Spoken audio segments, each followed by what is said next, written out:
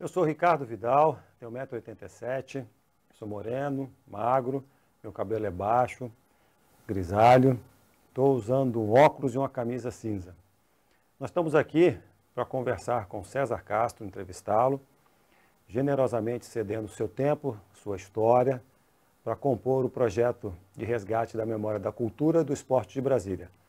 César Castro, muito obrigado por compartilhar com a gente uma parte da sua história. Obrigado, Ricardo. Eu sou César, tenho 1,75 m, pele morena, cabelo baixo. E é um prazer estar aqui hoje com você, para poder falar um pouquinho de esporte, de saltos mentais. E parabéns pelo projeto. Eu acho que Brasília precisa realmente resgatar um pouco a história.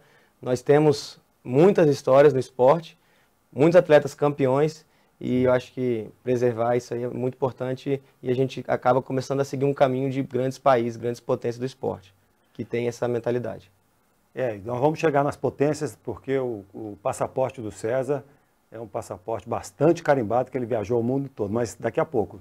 Começo, César, vamos ver como é que você iniciou no esporte. Já entrou direto na natação, nos saltos, você brincou de futebol antes, sonhou em ser um... Como é que você começou o esporte? Então, eu comecei com 9 anos no esporte e eu comecei um pouco antes, com 6 anos. Eu sempre fui uma criança muito agitada e meus pais, eles falaram, bom, a gente precisa gastar essa energia em algo positivo, né? Porque ficar em casa não dá. Então, eu comecei com a natação, mas depois fiz judô também. Só que eu conheci os saltos mentais depois que, na natação, os professores, uma vez por mês, eles liberavam os atletas para brincarem no parque aquático, aqui no Defé. E lá tinha a plataforma, o trampolim, tinha o Giovanni Casilo, e eu sempre ia para lá. Então, toda vez que liberava, o primeiro lugar que eu ia era para os trampolins. E aí foi surgindo esse interesse, até que o professor lá, o Giovanni e o Rogério Magrão, eles convidaram, vem fazer uma aula experimental. E aí, a partir da primeira aula, eu apaixonei no esporte e desde os 9 anos até os 33 anos eu seguia em cima de um trampolim ou de uma plataforma. Que legal, quer dizer que foi paixão à primeira vista, paixão ao primeiro contato? Exatamente, que não foi bem espontâneo, foi algo que eu acho que é do jeito legal de ser, né? A criança se identificar com algum esporte, eu acho que esse é o caminho. Aqui no Brasil a gente é muito assim, né? Lá fora não, lá fora pega a criança, já vê que ela tem o perfil para a modalidade, encaminha. Aqui não, aqui é muito no acaso e deu certo. Que bom que deu certo. César, como é que era Brasília naquele momento? Tinha muitas plataformas, tinha muitas estruturas para vocês poderem treinar. A cidade era mais calma, mais agitada, os saltos ornamentais. Conta um pouco sobre aquele contexto. Brasília, ali em 90, quando eu comecei, a cidade era bem tranquila. Eu lembro que no início eu ia com meus pais, mas logo depois de 2 anos, assim, eu já começava a ir de bicicleta. Eu morava na 304 Norte e treinava no Defé. Então eu atravessava ali de bicicleta por trás do Colégio Militar. E tranquilo, não tinha problema nenhum, a gente juntava o grupo de amigos e ia junto. Brasília só tinha uma piscina em funcionamento, que era com o Giovanni Casilo lá na Secretaria de Esporte, mas em Brasília tem várias piscinas, tinha no Círculo Militar, no CEUB, no Cotamil tem uma plataforma, Asbac também tem plataforma, ou na UNB. Então Brasília tem várias piscinas, mas em funcionamento naquela época era só do Defé, e ele ali estava em pleno vapor. Tinha uma grande equipe, a procura era muito grande, foi um excelente momento para captação ali de atletas. O Giovanni fez um trabalho muito legal de trazer muitos atletas ali naquela época. Legal, e César, teve gente antes de você nos saltos ornamentais que iniciaram, né, que alavancaram os saltos em Brasília um pouco antes. Vocês chegaram a ter contato com essa turma anterior para servir de inspiração para um próximo momento? Ou teve um vácuo e aí dali para frente criou uma nova geração? Quando eu comecei, a Silvana já tinha saído. Eu acho que ela estava já parando de saltar, estava morando nos Estados Unidos, se eu não me engano. Tinha alguns atletas que eram da equipe do Giovanni que a gente se inspirava, né? Tinha o André, Leonardo, e algumas, a Poliana, a gente ficava olhando ali, vendo aqueles saltos. Eu lembro que quando eu era pequeno eu via eles saltando dos 10 metros e eu olhava aquilo assim, meu Deus, como é que conseguem fazer isso, né? Isso é uma coisa impossível. E acho que eles foram as pessoas que me motivaram. Eu cheguei a ver um pouco dos saltos ornamentais nas Olimpíadas de Atlanta, mas o que me chamava a atenção mesmo eram os atletas locais saltando. que era para mim já era algo praticamente impossível. Mas tinha atleta sim. Oh, que legal.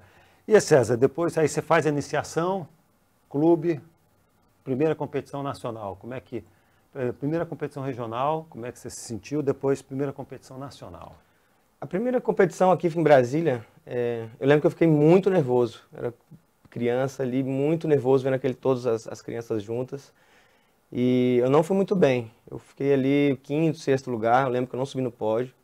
Aí depois que eu comecei... O Giovanni, muito legal naquela época também, era que o Giovanni fazia competições quase todo final de semana. Tá. Então isso foi um ponto muito positivo, porque a gente vai perdendo esse medo e começa a pensar no que tem que pensar na competição. Nas competições seguintes eu já comecei a subir no pódio, um bronze, uma prata, até ganhar ouro. Mas a minha ascendência sempre foi aos poucos. Eu nunca fui um atleta, esse menino é um talento nato desde pequeno. Não, eu sempre fui muito... eu batalhei muito para conseguir as coisas. Então eu era um pouco duro, que não era muito tão flexível. Eu não era um dos atletas que mais arriscava nos movimentos. Sempre fui um atleta mais conservador. Porém, eu consegui ali no dia a dia, era o primeiro a chegar, o último a sair, não faltava treino, queria sempre mais, ficava olhando, observando. Então, tudo isso aí me ajudou muito a crescer ao longo da carreira. E aí, aos poucos, fui para o Campeonato Brasileiro. Meu primeiro brasileiro juvenil, infantil, foi medalha de prata. No brasileiro seguinte, infantil, medalha de bronze. E só no terceiro brasileiro no Rio de Janeiro, lá no Fluminense, em 95, aí eu já comecei a despontar. Fui campeão brasileiro no trampolim de 3 metros e na plataforma de 5 metros. Você passou pelos 3, 5 e 10 metros, não é isso? 3 metros, 5, 7,5 e 10. Explica pra gente um pouquinho como é que é essa situação. Eu vi no seu Facebook você fazendo essa explicação, eu achei maravilhosa, porque do lado de cá a gente vê aquela movimentação, aquele balé no ar, que é maravilhoso, mas eu não sabia que tinha todas essas diferenciações. A plataforma ela vai dos 5, 7,5 e 10 metros. Essa diferenciação é quando é o atleta infantil e juvenil, tem a limitação. O atleta infantil ele não pode saltar do 10. Tá. E, então, assim, nas competições o atleta pode saltar de 5, dependendo da idade, 7,5. Aí, a partir dos 14 anos, ele pode ir para a plataforma dos 10 metros, 13, 14 anos. E, então, assim, tem essa diferenciação, mas as provas olímpicas é somente a plataforma de 10 metros e 3 metros. Essas são as duas provas olímpicas, com a variação do sincronizado. Então, tem a plataforma de 10 metros sincronizada e o trampolim de 3 metros sincronizado.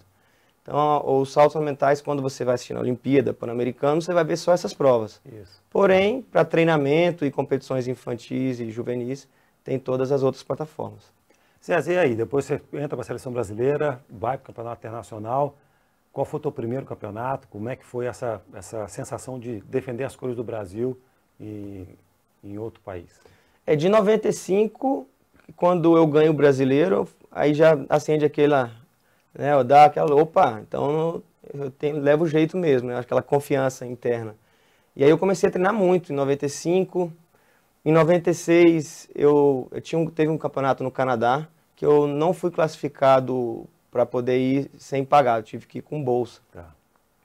E aí na época, eu lembro que minha mãe falou que ela tinha pago uma viagem com meu irmão para ir para Disney, e ela, um ano atrás, aí no ano seguinte ela falou, é sua vez de ir para Disney. Mas apareceu essa competição aí. Não tem como você ir para os dois, você tem que escolher. E aí naquela época eu falei, não, então eu vou para a competição. Eu deixei a Disney de lado e fui para a competição. Aí na minha cabeça, bom, perfeito, eu quero isso para mim, eu estou indo bem. Chegou lá, eu fui muito mal. Fui o último da prova, saltei muito mal. Por um lado foi muito ruim, porque eu tinha vergonha de treinar, porque os atletas eram muito superiores. Tá. Então, mas foi muito bom, porque naquela época não tinha internet como hoje, que a gente vê o que está acontecendo no mundo, né? A gente tinha que ir. E aí foi bom porque eu falei, poxa, eu estou muito atrás.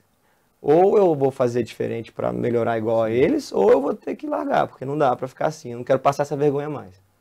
E aí foi muito bom, quando eu voltei para o Brasil, voltei treinando mais, com uma outra visão, já entendendo que os meus 50 saltos por dia precisava ser 150, e vamos embora, vamos treinar. As 2 horas tinha que ser 3, 4 horas. E aí foi melhorando. Aí em 97, o meu primeiro campeonato internacional foi o Sul-Americano, na Colômbia, Aí fui campeão sul-americano no trampolim de 1 e de 3. E aí isso já me rendeu classificação para o Mundial na Malásia. Aí depois veio 98, 99, sul-americano, também sempre numa ascendente. E até que em 2002, mas aí eu já era campeão sul-americano, campeão brasileiro, já estava em destaque. Em 2002 eu consigo uma medalha no circuito mundial. Sim. Aí essa medalha muda a minha carreira, porque uma coisa assim, no Brasil a gente tem ainda um nível, né, na América do Sul, tem um nível médio, alguns atletas bons, mas são poucos. Mas no circuito mundial não tem o que falar, é indiscutível, né? Então, nessa prova em Coral Springs, eu fui medalha de bronze, só que esse bronze, atrás de mim, ficou o russo, que foi medalhista olímpico em Sydney, o americano Troy, o canadense o Despati. Então, assim, grandes nomes que foram medalhistas olímpicos na edição anterior. Então, assim, poxa, agora eu estou no meio. Então, não tem muita diferença. Eu fiquei atrás de 2 chineses, que eram que estavam no auge. Então, foi muito bom. Ali muda patrocínio, muda tudo. E de 2002 a 2016, aí, todas as competições que existem no mundo, que eu tive a chance, eu fui. Um pouquinho antes, você estava treinando e fazendo curso de educação física, tinha uma rotina era treino, almoço, descanso embaixo da arquibancada, treino de novo. Conta um pouquinho dessa tua rotina nesse período da tua vida.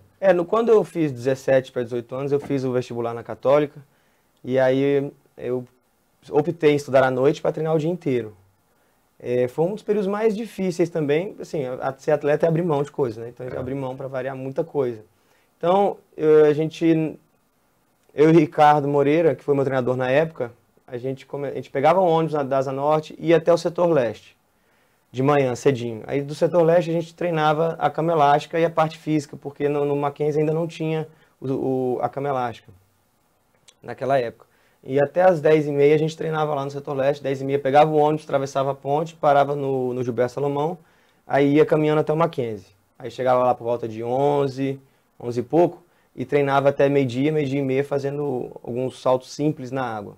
Aí ia almoçar, e a gente almoçava ali no Mackenzie, e para descansar, logo no início, a gente colocava uns colchonetes debaixo da plataforma, de 1 metro ali, porque tinha uma sombrinha. Só que a sombra, o sol, ele tinha até determinado momento. Quando dava uma hora... horário marcado. Exato. Chegava numa hora que o sol começava a bater na perna ali e tal, tinha que acordar, não tinha jeito. Aí a gente acordava, 2 horas, começava a treinar.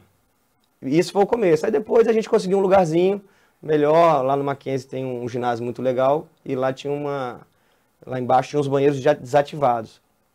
E estava desativado, a gente botou uns colchonetes lá e ficava treinando ali, descansando. Aí já não tinha sol, já melhorou. Então, sempre de uma maneira adaptada, mas deu certo. E treinava a tarde inteira. Aí, quando dava umas 5h30, parava o treino, Gilberto Salomão, pegava o ônibus e ia até Taguatinga, lá na Católica. Aí estudava de 7h30 até as 10h10, acho que era 10h20 o horário. Ônibus de volta para a Asa Norte. E no dia seguinte a mesma coisa. Então foi um período bem cheio, mas a motivação estava lá em cima, né? Então nada segurava. Até que aos poucos a gente foi conseguindo um apoio aqui, um apoio ali, e aí foi aliviando, né? Você acredita que essas dificuldades, né? Ou seja, você ter que entrar nessa rotina que, olhando de fora, é uma rotina que a pessoa fala, pô, mas quem está dentro, quem tem motivação, entende perfeitamente que essa é uma rotina que faz parte. Você acredita que essa rotina, com bastante coisa, acabou fortalecendo teu mindset, tua cabeça, teu mental de falar, pô, eu vou chegar. Você acredita que isso contribuiu para acontecer? Sim, então foram dificuldades em todas as áreas, né, em todos os momentos. Então, quando a gente vai para uma competição, tudo é fácil. Nós somos uma estrela. Os equipamentos são os mais modernos, são novos. Então é muito bom você ter essa dificuldade, ganhar aos poucos uma coisa aqui, outra ali, e treinar com equipamentos um pouco inferiores. Assim, eu sempre gostei disso. Eu treinava num equipamento inferior, mas quando eu ia competir, eu subia no trampolim, eu me sentia mais confiante ainda.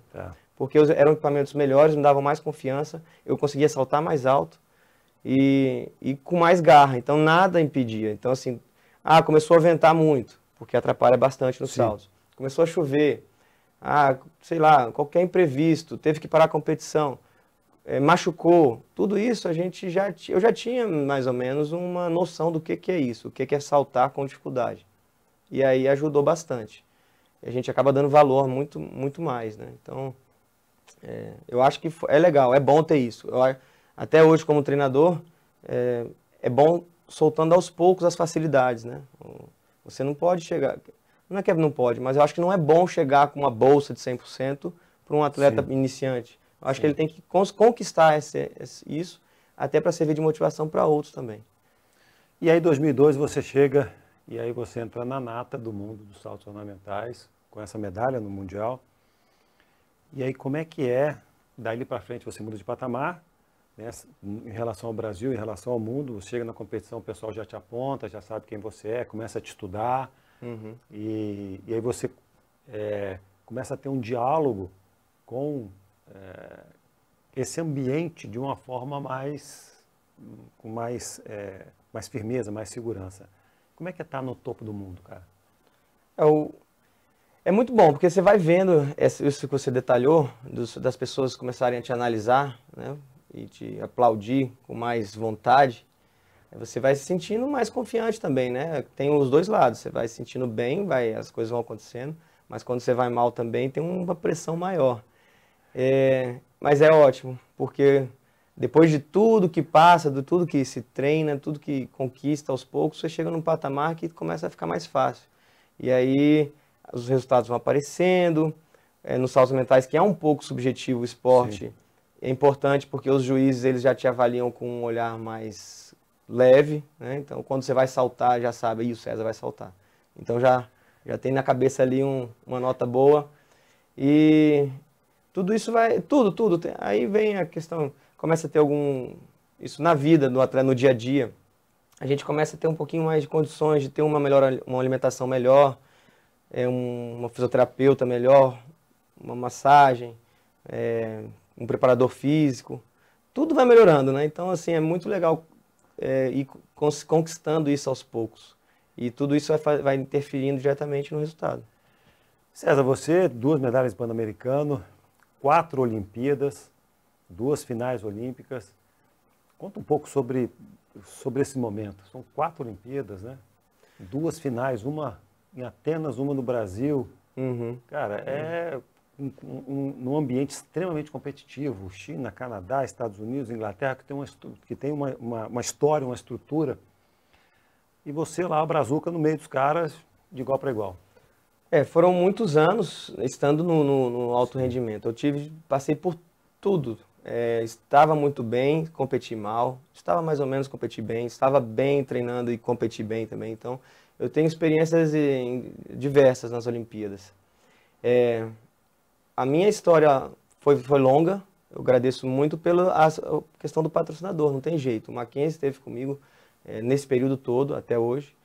E para qualquer atleta não tem jeito, para se manter ali, para você recuperar rápido, conseguir ter equilíbrio também na vida, no treino, isso foi muito importante. É você ajustar rápido os problemas, aparecer o problema, ajustar o mais rápido possível, não deixar esse problema ficar grande.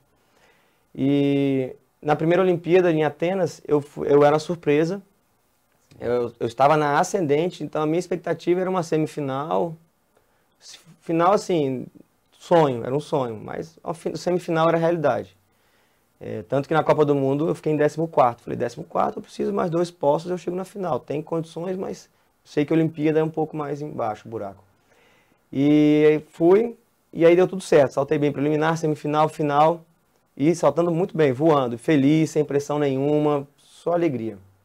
E 2007 foi o Pan-Americano do Rio. Isso. Aí eu estava voando, eu estava no meu auge. Em 2006 eu fui campeão da Australia Open. Em 2007 eu fui vice-campeão pan-americano. Eu perdi para o campeão mundial, que era o canadense, o Despati. Aí eu estava fazendo a maior pontuação. Fiz o meu recorde de pontos no Pan-Americano da minha carreira, em 2007. E aí a expectativa grande para 2008, porque era ano pré-olímpico. Já tinha classificado, eu classifiquei as Olimpíadas de Pequim, foi a única Olimpíada que eu classifiquei com 1 ano antes. Então eu tinha mais tempo para treinar assim, aquele cenário perfeito para chegar em Pequim e ser finalista entre os 7 e os 8 ali. Talvez, dependendo do dia, até o 6º lugar daria. Só que foi uma competição que eu estava, acho que, aí vem a falta de experiência, né, talvez, mesmo depois de tanto tempo, eu cheguei muito confiante. Eu já estava muito pensando na final, por todos esses fatores que eu te falei. Tá. Mas para chegar na final, qualquer atleta tem que passar pela semipreliminar com 50 atletas e semifinal com 18. E aí eu acho que faltou um pouquinho abaixar, ser mais humilde, falou, não, preciso passar da preliminar. Aí fiquei em 24º na Olimpíada, saí de lá muito abalado, triste mesmo. E aí depois baixou um pouquinho, descansei e voltei para planejamento 2012. Aí muito bom planejamento também, já com o apoio do COB, Comitê Olímpico, CBDA, Mackenzie, preparação bioquímica, técnica, nutricional, de perto. Foi muito bom, foi um período ótimo, eu estava lá no Rio. E aí eu consegui medalhas no circuito mundial, pontuação muito boa, sempre lá no alto. E a expectativa era uma final olímpica em Londres.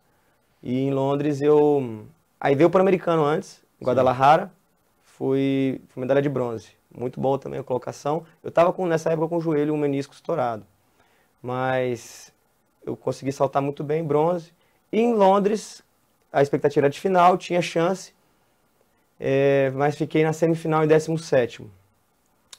Então foi uma prova que eu fiquei muito triste também, porque eu errei um salto, minha série estava muito boa. Na Copa do Mundo de Londres, eu fiquei em 14º lugar. Eu fiquei por 2 postos da final, com um salto que era um pouco mais fraco. Tá. Então a gente trabalhou, isso é fevereiro. De fevereiro até agosto, nós trabalhamos um salto mais forte, porque a gente sabia que para passar, eu fiquei na semifinal com um salto fraco. Para passar para a final, eu tinha que fazer esse salto. Sim. Então foi essa a nossa estratégia. Eu fiz um salto mais forte, mas o salto não saiu bem feito. Eles são um salto falho, né? E aí não permitiu que eu passasse também. Então nós arriscamos para não ficar com aquele sentimento de, poxa, de novo, né? Já fiz essa, não passei, repetimos, mas não deu. E aí vem o próximo ciclo olímpico, e aí eu já me mudo para o Rio de Janeiro, para os Estados Unidos. Eu estava no Rio de Janeiro, estava tudo bem até que veio a Copa das Confederações, e aí no Júlio de la Mare, em Maracanã, fecharam a pista de atletismo do Célio de Barros, destruíram, e o salto estava no mesmo embalo, a piscina de saltos e a de natação. Só que, por algum motivo, conseguiram não destruir a piscina, porém também não deixaram treinar. Era uma concessão, eles fecharam os portões da noite para o dia. E aí, nessa época, eu estava tudo planejado para ficar até no Rio. Só que não teve condições, aí eu liguei para o treinador, o Dan, lá dos Estados Unidos, que eu já conhecia de competições, expliquei a situação, ele falou, não, vem para cá, treina comigo, é possível que você seja meu assistente Sim. aqui, nesse período. Dessa forma você vem, faz o seu treinamento e nos momentos que você não estiver treinando, você me ajuda aqui como assistant. E aí você tem o acesso a toda a parte de treino da mesma forma que os atletas americanos têm. Nutricionista, preparação física e acesso a toda a academia de lá e tudo mais. Falei, não, combinado, vamos embora. E aí foi a melhor coisa. Aí fiz a preparação até o Rio lá, tive essa experiência com eles, treinei, fiz um ótimo treinamento. Na minha opinião, uma das piscinas melhores do mundo. Uma piscina completa, perfeita, fechada, com aquecimento da água. Nesses 5 anos que eu estive lá, sempre a mesma temperatura. Nossa. Nunca teve um problema de vazamento, de nada. Ou seja, sempre esteve à disposição para treinamento. Sempre com uma equipe de profissionais, salva-vidas, pessoal da manutenção, limpeza. O nível de detalhe lá é tão alto, o piso em volta da piscina eram quadradinhos pequenos, assim, nela toda. E todo início do ano, da temporada, ia uma pessoa da manutenção, fazia uma marcação com o X em cada um que estava com algum problema, uma sujeira a mais, um quebradinho. Nossa. Ia lá de um por um, quebrava. O nível de detalhe é esse. Então, assim, e eu acredito que o ambiente também ajuda muito. Sim. Nesse momento que eu estava, eu acho que era perfeito. Trampolins eram trocados a cada 2 anos. enquanto que no Brasil a cada 10, 12, 15 anos. Então, assim, tem toda uma estrutura que favoreceu que eu chegasse no Rio e fosse finalista olímpico de novo, com 33 anos. Eu acho que a grande vantagem foi essa. Eu já era uma época, meu último ciclo olímpico eu não treinava tanto como eu treinava em 2007, 2008. Era menos saltos, porém com uma qualidade muito maior. Então, eu acho que eu estava no lugar ideal e fiz o meu melhor numa Olimpíada, numa final olímpica em casa. Então, assim, agora é a hora de parar. Vamos parar por aqui, que tá tudo certo. Melhor que isso vai ser difícil. Falando em melhor, a coisa mais bacana, qual foi a competição que você falou a respeito de 2002, falou a competição que você estava voando, você se sentiu leve. Qual foi a competição mais fluida, mais tranquila que você teve? A mais tranquila... Assim, aquela competição que você fala assim, pô, eu não quero parar, eu quero saltar aqui até o final da vida. 2009, no Mundial de Roma. Essa foi a competição que tudo dava certo, qualquer hora do dia. Eu falei, irmão, vamos continuar essa competição aqui, que tava tudo dando certo. Foi um Mundial, logo após 2008, foi um ano que eu fui muito mal, então assim, no ano seguinte, eu acho que é a questão da pressão, a cabeça é tudo em qualquer atleta, nos saltos, 10 vezes mais, né? Porque eu fui pro Mundial tranquilo, eu falei, cara, acho que pior do que o 24º de Pequim não vou ser. Só que eu tava indo muito bem, saltando bem. E aí tudo deu certo na preliminar, tudo deu certo na semifinal. E na final eu já conhecia aquela piscina, eu já tinha sido medalha de bronze, de prata, lá no circuito mundial, ali em Roma, Foro Itálico. Uma piscina belíssima ali. Nossa, um dos melhores lugares mais bonitos também. Tava um calorão também de, sei lá, 35 graus, trampolim queimando, tinha que jogar até uma água no trampolim para piscina aberta. Tudo a ver com o que eu sempre fiz. Então foi uma ótima competição, uma ótima experiência. Eu sempre saltei melhor em piscinas abertas, porque treinava aqui também, né? E, então lá com certeza. E foi o quinto lugar no Mundial. Foi o melhor resultado da história dos saltos mentais em campeonatos mundiais. César, a gente está encaminhando para o final. Infelizmente, nosso tempo é meio curto aqui. Quantos países você visitou, tem ideia? Quase 30, 27, 28 países por aí. Foi uma vida de muitas viagens, muitas viagens. Teve um ano que eu fui para a China 3 vezes, no mesmo ano. Deu para conhecer a Ásia, então assim, Turquia, países que eu nunca imaginei na minha vida. A gente fala sempre da dificuldade de ser atleta, mas hoje, mais velho, mais calmo, com família, a gente sabe o tanto que é difícil ir para Caldas Novas. Então assim, eu acho que foi muito bom ter vivido essas experiências e ter conhecido o mundo, porque dificilmente teria chance, né, de conhecer de novo tudo isso que foi. Foram muitos. E para fazer o que gostava, né, que é competir, treinar, fazia os passeios também. Então, tem esse lado positivo, por isso que eu sempre recomendo aí, o atleta quando estiver pensando nas dificuldades, quando estiver ruim, lembra que tem a parte boa que vale muito a pena. Cara, você teve a oportunidade de treinar salvo engano, na Austrália, né, no Instituto, nos Estados Unidos. Alemanha. Como é que é essa... rapidamente, porque já está acabando, mas eu tenho 500 perguntas aqui ainda para conversar contigo. Você sabe que a nossa conversa é extremamente agradável. Mas dá um overview, dá um panorama do mundo em termos de saltos ornamentais. Olha, a potência mundial não tem jeito. A China, quando eu fui treinar, eu treinei na China 3 vezes. Uma eu fiquei 45 dias, outra eu fiquei um pouco menos. A China tem muitos atletas treinando, a estrutura é muito grande em várias cidades. Então, você pega um país da proporção chinesa que isso já vai fazer eles saírem na frente. Eles têm a tradição também. E a disciplina, a cultura deles. Então, o atleta treina muito e com disciplina. Então, um atleta que, assim, tem a contrapartida disso, que acaba que a vida pessoal fica um pouco limitada, mas dá certo em termos de resultado. A Austrália é um país que investe muito também. Hoje, pode escrever, é um país que vai chegar próximo da China, porque está investindo muito. É um país mais agradável, né? Você tem os dois lados, você treina, mas tem a vida como no Brasil. Estados Unidos também tem vários postos, as universidades, elas investem muito no atleta, então é um país muito bom também. E na Europa tem alguns países ali que tem a cultura dos saltos ornamentais, Alemanha, Itália. Espanha está começando a melhorar agora, mas ainda tá fraco, que ajudam aí a fomentar. Coreia do Sul está melhorando muito. Nova Zelândia tem que está começando a melhorar também. Então, alguns países têm melhorado. Canadá sempre foi forte. E não podemos esquecer do México. E o mexicano tem a tradição, sempre consegue colocar um ou outro ali no pódio olímpico. Então, mas são pontuais. Dá para ver que aqui, lembrando na cabeça, numa mão eu falei alguns países. Ainda não é um esporte que o mundo inteiro entra com força.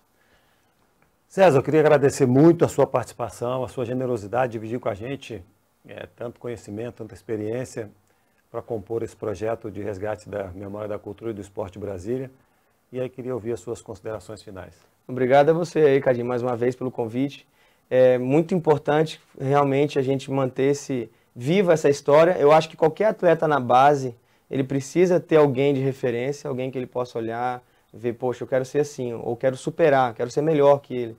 E esse projeto com certeza vai ajudar aí esse pessoal, os pais que procuram colocar o filho nos esportes. Parabéns pela iniciativa e sucesso. Muito obrigado.